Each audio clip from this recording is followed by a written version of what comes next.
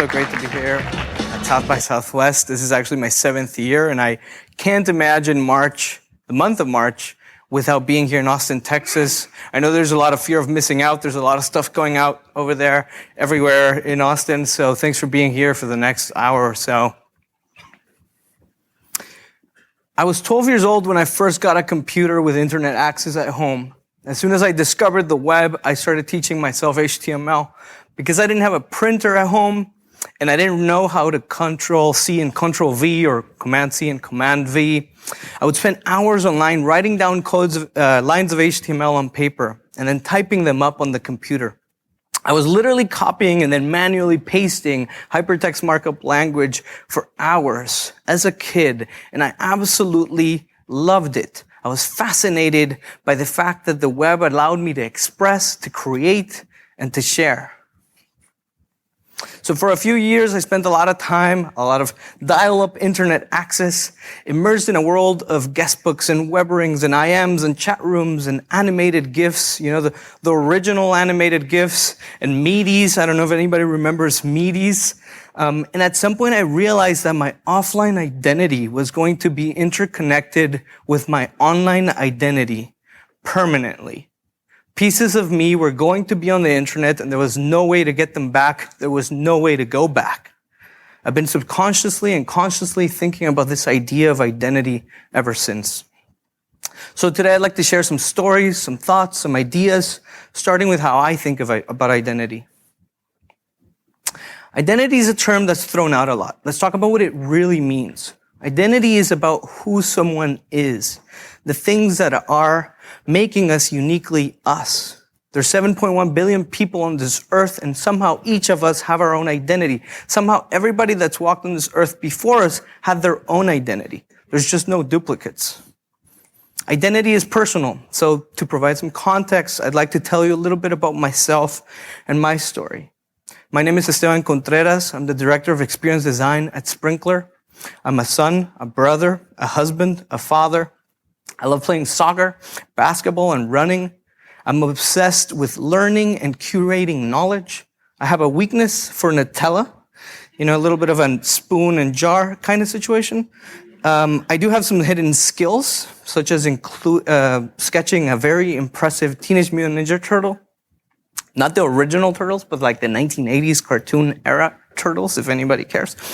And I'm a sucker for books and for podcasts, for good cinematography, for good design. More than anything, I enjoy spending time with my family and seeing the world with them. I was born in Guatemala City, Guatemala. It's the first country in Central America. It's southeast of Mexico. And I've lived in many cities since then, but Guatemala City will always feel like home for me. My family and I visited the U.S. quite frequently, almost every summer, so we were pretty Americanized. My brother and I were very much Guatemalan kids, but we also grew up on things like Nintendo, the Teenage Mutant Ninja Turtles, MTV, and the Chicago Bulls. And we wore those amazing pants and polos. In high school, I was a bit of a nerd. Even though I've always loved playing sports and music, I still do. I was also into things like art and psychology and philosophy and religion and photography and computers. So I was quite aware that I didn't fully belong in high school, but I started developing a very strong sense of identity. High school is where we all start to realize that life is complex. We realize that we have our own point of view. We realize that we have a position in this life. And we start creating a mini society called high school to make sense of it, kind of like the Lord of the Flies, as Paul Graham describes in his book, Hackers and Painters. Luckily, I had great role models. My parents were small business owners. They didn't have much experience or education, but they were very passionate. They were very perseverant. I learned about retail and fashion and design. My dad is very geeky and analytical, while my mom is creative and entrepreneurial. Together, they taught me about business. They taught me about putting customers first, and they taught me to aim high and dream. As I dreamt, I started studying people that influenced me. I was never very impressed by celebrities that were just celebrities for the sake of being celebrities, but I very much admire the people who were at the top of their game. From sports and music to film and tech, some of the most influential people that we know are clearly masters of their craft. So with a desire to become a master of my own craft, I went to college in Dallas, Texas, not too far from here. Interestingly enough, I found out that college is a mini society like high school. But this time I was in another country, speaking another language, trying to make sense of another culture. And I knew nobody. This is where I first heard the word Hispanic. And then I realized that I too myself was a Hispanic. I had always identified myself as a Guatemalan, not as a Spanish speaker. Moving to the US helped me relate to the millions of Hispanics out there. More importantly, it helped me empathize with the millions of immigrants that come from all over the world. This helped me better understand the dynamics of how the identity of America itself is changing. While in 1950, only 1 in 50 Americans were Latinos, this is going to jump to 1 in 3 by 2050. That's a massive shift. Still, regardless of the statistics or the demographics, college made me feel like an outsider, and it was hard for me to connect with people in real life. Thankfully, I had the internet. I didn't have that sweater, but I wish I did. Having found myself in a place where, again, I was different and I didn't really know anyone, the World Wide Web provided me with networking and communication and access and information. And it allowed me to connect with people that I wouldn't be able to connect with otherwise. After graduating from college and doing a few internships, unpaid internships, which is a topic for another day, but I went into technology consulting. And thank God for the H-1B visa. If any of you provide and sponsor H-1B visas, please continue to do so. I joined a software company called Amdocs, and I'm already seeing some friends here that actually worked at Amdocs, so thanks for being here, guys.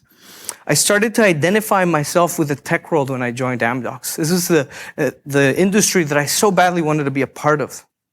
So this new career in tech introduced me to the realities of globalization and a flattened world, working with people across cultures and regions, languages, and time zones. A few years later, I joined Samsung and soon started to understand how big brands think from the inside, how they shape their own identities. Samsung was this giant, but it was also an underdog. It was fascinating to be a part of a team that saw the rise of Samsung across lots of categories and lots of products, including the Galaxy S. While Samsung has a global team of hundreds of thousands of people, sometimes it felt like we worked at a startup. And now that I've worked at a startup, I can confirm that it really felt like it was a real startup. At Samsung, I had the opportunity to lead the brand's entry into social media and be part of its evolution into a digital company, making sense of the strategies and technologies that would allow Samsung to interact directly with its customers, which is something that was a big deal because Samsung hadn't really done this before. Samsung had usually done it through retailers and telcos and other third parties. While at Samsung, I met Raji Thomas. He's the founder and CEO of Sprinkler, which was back then a very small company, and they had a really good product in the works. They wanted to build an infrastructure for the enterprise, an infrastructure for social media, for brands to be able to connect directly with people better than ever before. And Raji had this vision of a world where brands are truly loved by customers. And it really, really resonated with me. So in 2012, I decided to join his team and help other big brands develop their infrastructures for interacting with and creating experiences for their customers. It was 10 years after I first arrived in the US that my wife and I were living in New York City, and we realized that as much as we love the Big Apple, we love New York, we love the United States, it was getting a little bit tiring to feel like we were in limbo. You see, we had visas, and we were very grateful for them, but they meant that we could be required to leave the country at a moment's notice. Our national identity was simply not stable, and we wanted to find a home where we could really put down roots. Enter Canada. Because my wife is Canadian, this beautiful country welcomed us with open arms. We chose Vancouver, BC, because it's an awesome, beautiful city. It's got great potential. Fast forward to 6 months ago, we had a son. His name is Evan Levi. He's just the coolest baby boy. To see pieces of myself in another person is amazing. It totally transforms how you see yourself and how you see the world around you. Seeing my son each day, this little hybrid of my wife and I, it reminds me that identity is something that starts before the day we are born, with the genes passed on from our parents.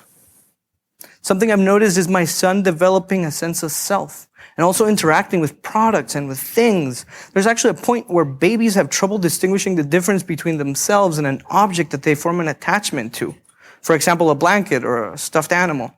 These things become an extension of themselves. And it's crazy when we think about it that in some ways this doesn't really change as we grow and as we age. Without always realizing it, we view our possessions and the brands that we buy as extensions of ourselves. Another thing I've noticed is that I've taken more photos in the past 6 months than ever before in my life. My wife and I are just out of control. But photos allow us to capture moments so we can remember them, so that we can share them.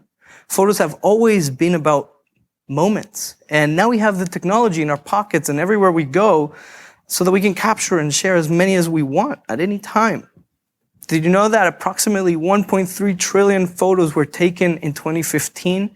That's a lot of photos. And I'm guessing that all of you took more photos in the past 6 months than ever before.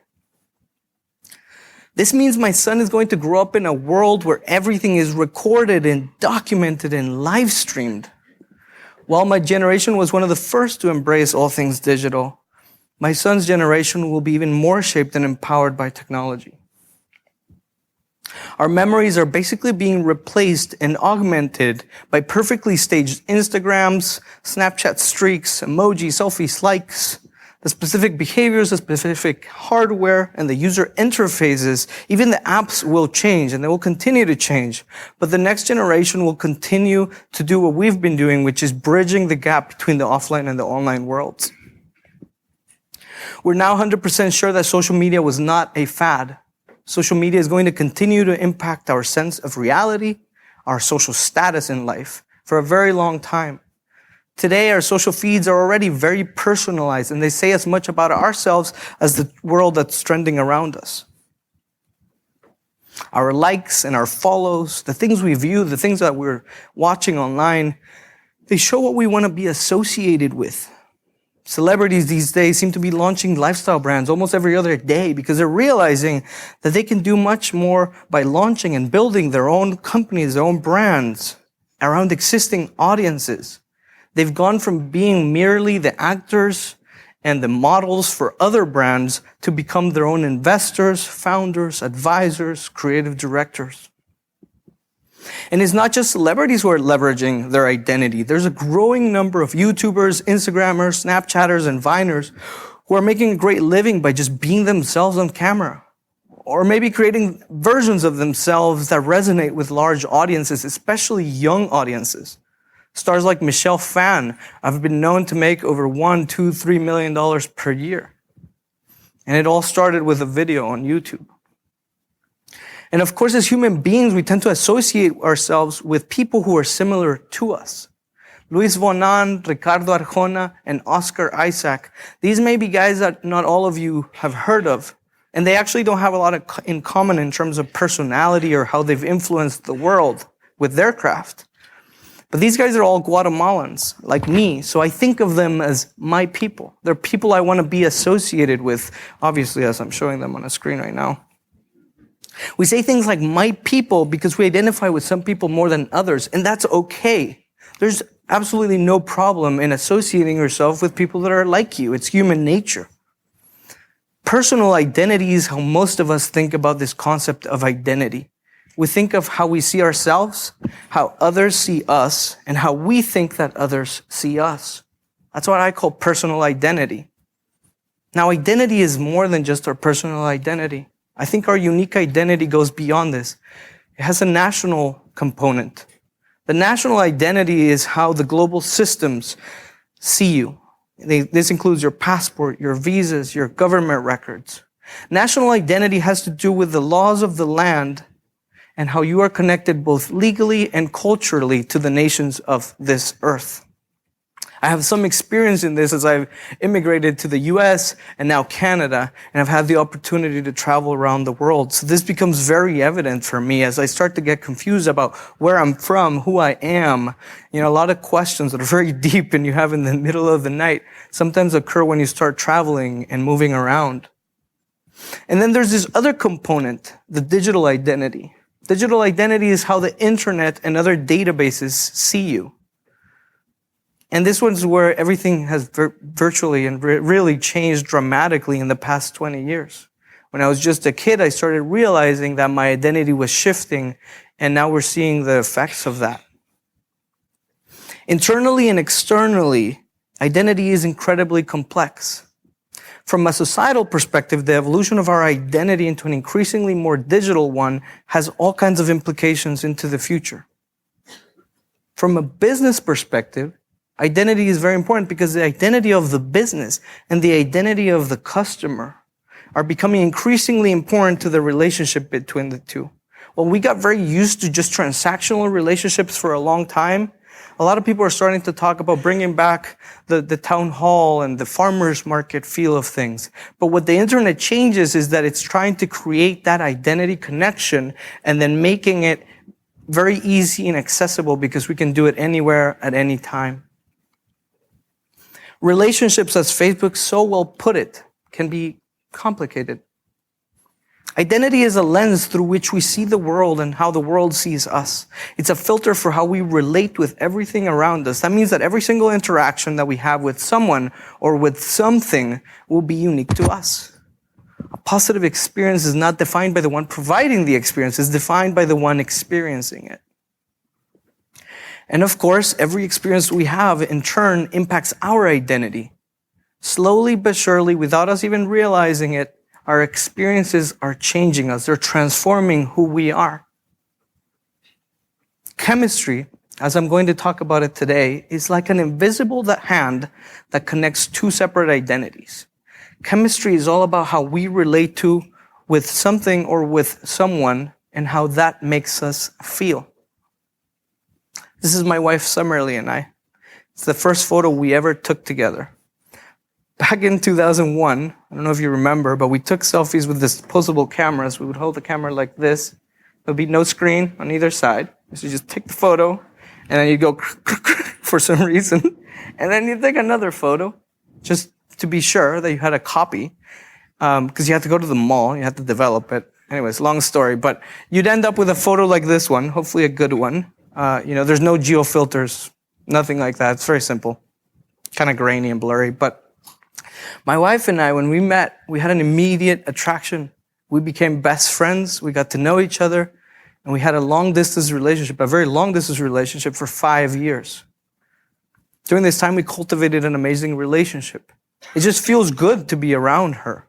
She's sitting right here, taking photos and Snapchats, as I know, as she usually does. And just thinking about her makes me feel good about being here in front of all of you guys today. That's chemistry. Chemistry is important because it leads to shared experiences. Chemistry is also active. You have to work hard for it, day in and day out. It doesn't just happen on its own. It doesn't just continue on its own. Chemistry creates an effect not only between the two identities, but it also alters the relationship with all the other identities around them. Same thing with relationships between people and brands. Once a customer doesn't mean always a customer. In the case of brands, though, the competition is just so much more intense. It's as if when I had met my wife, Summerly, and I was trying to date her, it's almost as if 50 other dudes had spent their every waking hour sending cards and flowers and chocolates and photos to my wife, spamming her with all this stuff. Just like we have chemistry with human beings, we can have chemistry with brands. And chemistry is not about being first. It's not about being the most impressive or the biggest. It's about being the best, the most ideal fit. This requires the laws of attraction, pulling instead of pushing, knowing and listening and caring and cultivating and serving. And when a brand has a chemistry with a customer, that customer will draw near to that brand. This creates an advocacy effect. As we all know, we've seen this, right? It attracts other people to find out what the heck the big deal is all about. First impressions are not chemistry, though. Chemistry is about all impressions. If you mess up once, it's very easy to lose your position. All brands have a position in the mind of the customer, a position that's either ahead or behind other brands. Your position as a brand can be initially achieved with marketing. but it cannot be retained just with marketing. This is a fantastic ad. And many of you may already recognize that Volvo has really lived to this promise of being a safe company, a safe product. But at the end of the day, ad dollars can only do so much because these are only promises. These are not the fulfillment of promises. The customer experience is much more than good advertising, good PR, just as the user experience is much more than good engineering. Here are the dimensions that I believe impact your actual position in the mind of a customer, whether you're the biggest brand or you're a new startup just getting started today. So let me share some examples of what I consider to be examples of each of these dimensions. Number one is purpose, product, vision, brand, distribution, community, personality, price, storytelling, ecosystem, onboarding, and service. For me, these are brands that excel not only at one of these dimensions, but they excel at all of these dimensions. They are experience-driven companies. They are not sales-driven companies. They are not product-driven companies. They're not engineering-driven companies. These are experience-driven companies. The world's top 10 brands today are all experience-driven companies. That's how they got there. And they are much more experience-driven than the top brands from 10 years ago. But what about the top 10 brands of the future? Well, if we look at the top 10 unicorns today, as of a couple of months ago, unicorns are tech companies valued at over $1 billion, we see that these are not only experience-driven companies, but they're also companies that have invested heavily into ensuring that identity is at the core of what they do. At least 9 out of 10 of these have a major identity component built in. And the one that doesn't is SpaceX. So I will assume that they will have an identity component if they're not already building it. So as an example, Airbnb, a very well-designed reputation system, was the bridge for them between the people that they wanted to connect and the experience that they wanted to provide. Airbnb is a marketplace. It's built on trust. The key to identity and experience and chemistry for them was unique to Airbnb. It is unique to each business in the same way. You can't simply copy what Airbnb did. And many of Airbnb's competitors are trying, but it's going to be very hard because you need to figure out how to build your own bridges. Identity and chemistry together can be so powerful that we're now seeing loved brands emerge in categories where people did not care much for in the past. I can confidently say that I love Hipmunk and Nest and Slack. A few years ago, there was no competitor in their space that would have even remotely motivated me to think to say such a thing. But that may not be permanent, right? Nothing in this life is forever. Churn happens every day. The idea of permanent lock-in is a complete myth. Chemistry can fade and it will fade, and it can happen very, very quickly. And this is why experience design is so important. Our lives are full of experiences, physical, emotional, spiritual, digital, all kinds of experiences. So the last thing we want is a crappy experience. The last thing we want is to pay for something and then have a terrible time with something that we've actually spent some money on. Experiences are moments of interaction. And that means that if a moment is coming in the future, we can prepare for it. We can design for it. We measure as human beings how good an experience is based on our expectations. That means that every single interaction that we have as humans with a company matters. Every interaction is either a met or an unmet expectation. That's why we need to not only think about the tangible and the intangible assets that we're building, but the memorable moments that we are creating.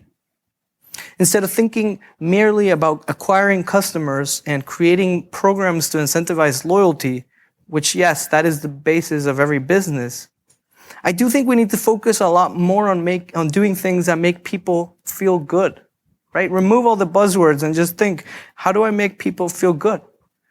To help them feel good, you want to do things like not waste their time, not make them roll their eyes, not make mistakes. In essence, help them achieve whatever the heck it is they wanted to achieve.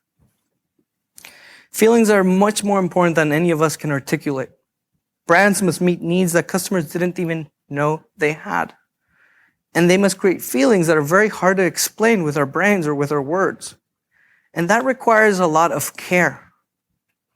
It also requires an understanding of the world we live in and where we fit. Right? In my experience at Samsung, which is a very large company, huge scale, great diversity of products, it was essential to learn how to interact directly with customers in order to break into competitive categories like smartphones and tablets. It was essential to understand the likes and the dislikes in order to create products that would actually be relevant. Samsung had to earn and know and serve and respect its customers in ways that were unique to the brand and unique to the individuals that it serves. In a world of abundance, the best products don't always win. But the best, most ideal experiences have a very good chance of winning. That's why everybody in this room is probably using an iPhone or a flagship Android device. Nobody would have guessed that 15 years ago. That world did not exist 15 years ago. And that's why there's always going to be new opportunities for competition. There's always going to be new angles, problems to solve, and gaps to fill. In the Asian market alone, we're seeing brands like Xiaomi and Huawei and OnePlus and Micromax. And they're all making a dent, a significant dent in the smartphone market. They always say that we should collect moments, not things. And it's true, we should. But in the process of buying things, we find that there's a lot of moments. We're all consumers, so we're all going to collect things. There's just no way that the people that are pinning this stuff on Pinterest actually don't collect things. They're all collecting things. But it's up to us that are creating and designing and selling those things to make sure that those experiences are enjoyable, that they're memorable, that they don't make people want to go and pin stuff that says collect moments, not things. Hopefully we're creating moments in whatever it is that we're doing. By 2016, this year, 89% of companies expect to compete mostly on the basis of customer experience, versus 36% just 4 years ago. That's according to research from Gartner. There is evidence that those who lead in customer experience will outperform the market, but more importantly, they will actually satisfy their customers. We're already in 2016, so this is supposed to be a fact. But I don't know if you would all agree that it is a fact when you go out there and you interact with the brand, or when you go to a website, or when you see an Instagram feed. There's a lot that we can do to change that. And here's the thing, disappointment as customers will always happen. It will never stop happening. But we need to design to minimize it. We need to prune and kill the things that rot the experience. We need to analyze and rethink areas that don't live up to expectations. We need to design the experience because the experience will not design itself.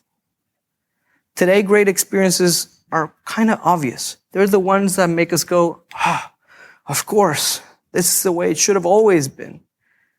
You don't need to think about going to the grocery store because subscriptions like Honest Co just arrive at your doorstep. Right? I don't need to check to see if my house is burning, or I don't need to wonder if it's burning because Nest will tell me, and hopefully I'll never get that notification, but if I ever do, I'll take it very seriously. Right? It's a great experience. It feels personal, and it feels like it's always getting better. If we're not getting better in technology, or those of us who are enabling technology, we're definitely going to be getting worse. Inspired by Nir Eyal's hook model, which is a great model, here's what I call the experience cycle. Let's say you're swiping through Instagram and you see a 15-second video from IKEA. That's the signal. That's the first step. The second step is you click into IKEA's feed and you start seeing a bunch of photos, a bunch of videos, beautifully crafted, all these nice spaces, and you start to get the idea of the message they're trying to communicate with you. They are trying to tell you that they are not selling you furniture, they are selling you a lifestyle. They are offering you a way of life. Long live the home, they say. And that's the incentive, right? Up until now, it's promises, right? Great. Third step is, let's say you actually go to that IKEA and you walk around that crazy, unique flow of retail that they've created, and you're like, I love this is great. for whatever reason. For me, it might be, oh, it's so cheap, this is awesome. For others, it might be, oh, it's so beautiful, it's great. And whatever it is that they promised you, if at the end of that aisle and you actually pay something, you bring it home, you put it in your home or your office, and you're like, that feels good. I feel like I had a good experience. I believe that's a confirmation and something triggers in you that feels good. This is where it gets really interesting. The fourth step is when you are actually driving by that IKEA a week later and you see the IKEA or you see a billboard and you remember the feeling you had when you bought that and you confirm what they were trying to offer you. That's when it becomes a mental model. Mental models are important because it's when feelings become beliefs. Same thing with a product like Asana, right? Does anybody here use Asana? Cool. It's a cool product, right? It's very easy to use. So the flow would be something like this. You get an email, you're made a promise, you validate that promise, and time again, you keep validating that promise, and then at some point it becomes this mental model. You start to believe something about Asana, about project management software, about the industry as a whole. It even changes how you start thinking about project managing yourself. At Sprinkler, we are rebuilding mental models. These are mental models that many of our customers have had for a very long time. You see, we are an enterprise software company. We have customers that have years of, even decades of experience with other enterprise software. And in many cases, these have been awful enterprise software experiences. So this is what many people think of when they think of enterprise software. They think clunky, old, slow, boring, out of touch, ugly, confusing. I could keep going. Well, no more, right? Today, there are many companies like Sprinkler that have decided that it's time to elevate the entire enterprise software experience. And it's very important for us because we know that many of our users are spending hours, sometimes the entire day in front of a computer using our software. So we want to make sure that we're not robbing those hours from them, but that we're empowering them with those hours.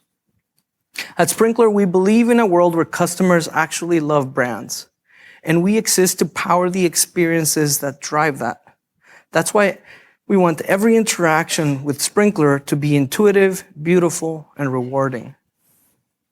When we think of experience, we think of the user experience of the technology. We think of the consumer experience before somebody becomes a client. We think of the customer experience once you are a client. And we also think of the employee experience of our culture, of our own employees.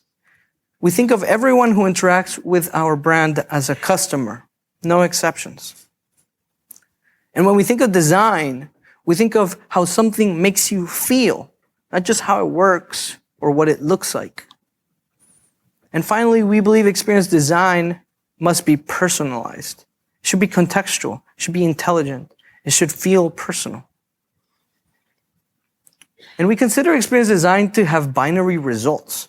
You either think that Sprinkler is intuitive and beautiful and rewarding, or you don't.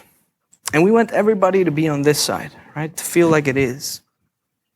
That's why we've made experience design a priority. So in line with Kim Scott's idea of radical candor, if you haven't read her article on Medium about radical candor, please go and read it. It's really good. It's basically no BS leadership. So inspired by that, I believe that designers of all kinds, or anybody that's interacting with design in any way, we need to take a similar approach to guide our organizations to design great experiences by doing two things. One is caring deeply about the customer, and two, challenging directly anything that gets in the way. Empathy is going to be essential in order to do that. It's just not optional. It seems like empathy has become this buzzword. But the fact is that if you don't have empathy, if you don't show your customers that you respect them as much as you respect yourself, you're going to alienate them. When asked about the most important design jobs of the future, Google's, Matias Duarte, I don't know if you know who Matias Duarte is, but he's the guy behind WebOS for Palm and Android for Google in recent years. Google's Matias Duarte said that designers need to design a world that will be massively personalized. He also said that machine learning in the next few years will have the capabilities, the aesthetic capabilities that us humans have. So think about that for a second and just remember that somebody has to design those machine learning experiences as well. Identity and chemistry are going to become even more important as technology continues to accelerate. We're going to see more meta platforms, companies like Facebook and WeChat and PayPal and Alphabet. We're going to see more meta programming, code that writes itself, inspired by human technology to solve problems. And we're going to see more meta narratives, ideas that go beyond mere fads and trends and stories of science fiction to become major forces of our economy, our society, and human history. There's going to be a lot of rethinking in the next few years. And those of you here in this room, those of us in this convention center, in the few kilometers around this area, and everybody that we're connected back in Silicon Valley or New York or Dallas or Vancouver or London or Tokyo, wherever you're coming from, those of us that are in somewhat related to technology, we have an opportunity to ensure that we design the next few decades to care about what people actually need. Ensure that we are designing things they actually care about. Not just the technology itself or this promise of making the world a better place without actually thinking about how we actually do that. With all this technological shift upon us, it's important to think deeply about how identity is evolving and how it will increasingly affect our companies and ourselves. The role of design is changing, so we must think about how design is enabling us to create experiences that can be better than ever before. There's a huge opportunity to infuse design thinking and create experience-driven companies in the future, so that we can create better, more seamless interfaces that we can talk to that we may not even need an actual UI for. And so that we can take advantage of this new mobile ecosystem that we're creating that has better hardware, better software. So that we can better bridge the gaps between the online and the offline worlds. And so that we can do better, maybe some actual storytelling. And we can think of new ways to create communities and networks and market networks. And ultimately transform how industries solve problems, how we fill gaps, and how we imagine the future. The experience is everything for all of us, regardless of whether you're working at big brands or in software, as I have my whole career, or whether you're starting a startup or just on YouTube, sharing videos of yourself. The experience is what we're creating, it's what we're designing, it's what we're selling, it's how we're selling it. And we all have a role to play in that. I think we should develop chemistry, not just self-promotion, not just illusion and promises. That means that we must care about people as individuals, not just metrics. And that means we design experiences that deliver on our promises. That means remembering that our identity today is going to be our legacy tomorrow. Thank you for your time.